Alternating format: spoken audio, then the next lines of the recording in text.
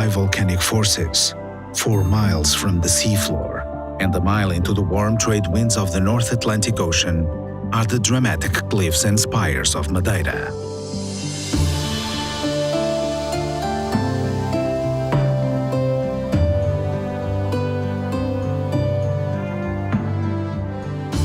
A place of legend since Roman and Viking seafarers first gazed upon these cliffs, Madeira's fertile slopes were eventually claimed by Portugal in 1419 and settled soon after. The volcanic activity may have settled down millennia ago, but the island's rich soils and spring climate means Madeira explodes in lush vegetation all year round.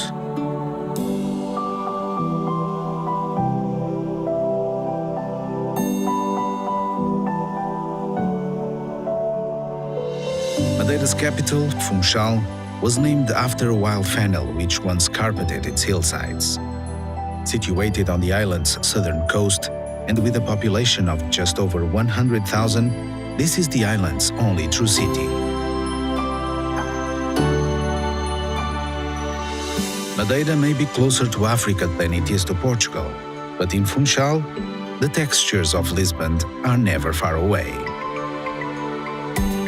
Walk streets paved with patterned stonework that evokes the spirit of Portuguese culture and pride. Explore centuries-old churches and homes which have endured pirate raids, German U-boat attacks, and earthquakes. Funchal is filled with fabulous museums, but for nature lovers, Madeira's finest exhibits are found outside. Set high on a sunny slope over the city, the botanical gardens of Madeira showcase the plants which thrive across the island's diverse biomes.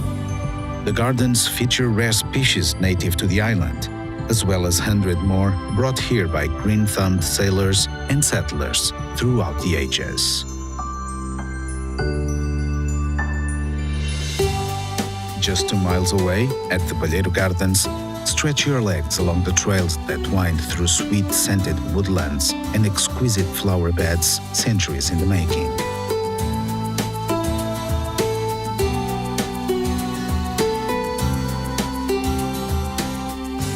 As Funchal developed in the 1800s, wealthy residents moved further up the hillside to escape the noise and smell of the bustling port.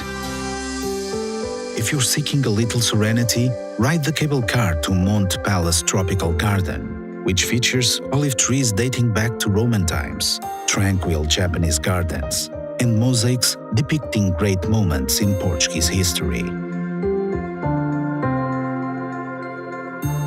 While Madeira's formal gardens are impressive, it's often the more practical plots that steal the show.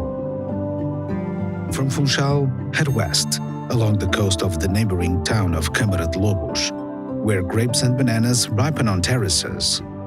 Vegetable fields cling to the edges of cliffs, and the fruits of the sea dry in the salty breeze.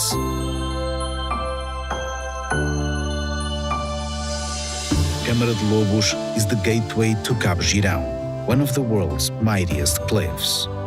Take a deep breath and step out upon the glass cliff walk, the highest in all Europe. And yes, those are crops down there. Madeira's farmers will plant wherever the soil is good, and the growing conditions at the base of Cabo Girão are the most highly prized on the island. You will find plenty of colossal views just a 15-minute drive east of Funchal too. At Carajau, follow the steady gaze of the Sacred Heart statue out to sea, and watch divers far below enjoying the undersea gardens of the Marine Reserve. If you feel like joining them, ride the cable car down to the clear waters below. While Madeira certainly can't lay claim to the world's sandiest beaches, its dramatic cliffs, warm waters, and coastal towns more than compensate. Just around the corner, in Caniço, Reis Magos Beach is the perfect place to chill out and enjoy a little reflexology.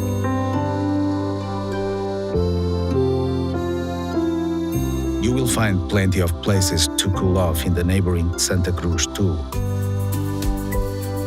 After your swim, follow the promenade beneath the battlements of Port San Fernando, past palm trees and pastry shops, and into the whitewashed embrace of the old town.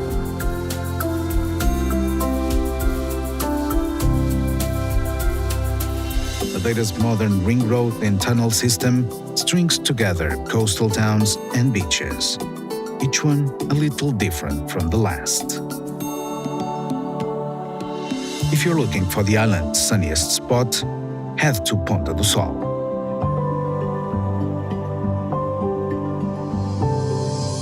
If you've got a sweet tooth, relax in a cafe in the old sugar town of Arco da Calheta and enjoy a homemade honey cake. And if the rumbling sound of breakers echoing off the cliffs is your idea of relaxation, spend a night or two at Pol do Mar. While Madeira's south coast offers the best sunshine, the north coast offers plenty of drama and adventure. Feel the power of the wild Atlantic in the natural swimming pools of Porto Muniz. From the town of Seixal, hike the Levadas into Madeira's mist-covered interior. While at São Vicente, descend into the caves and lava tubes and learn about the volcanic forces which shaped this island. After exploring Madeira's underground world, treat yourself to a blast of pure Atlantic air at Ponta de São Lourenço, the island's easternmost point. Follow the path along the narrow peninsula, which dips like a dragon's tail into the sea, only to resurface again in the far-off deserted islands.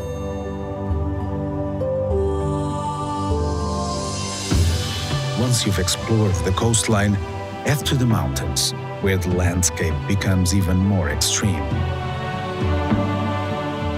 Less than an hour drive from Funchal is Pico do Arieiro, Madeira's third highest peak. Even at this harsh altitude, where the views stretch away forever, vegetation finds a home amid the nooks and crannies. From here, experienced hikers can head off along the knife-edge trails to even higher peaks. The same peaks that guided Portuguese explorers to Madeira 600 years ago.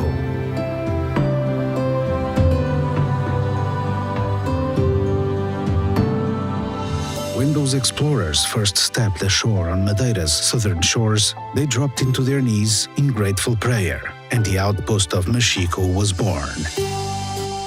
Just a few decades later, church bells echoed off the newly terraced slopes.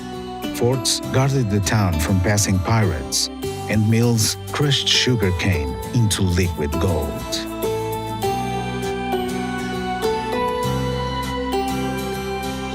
Each spring, the citizens of Machico and towns all across Madeira decorate their streets with floral carpets and give thanks for their island's riches and bounty.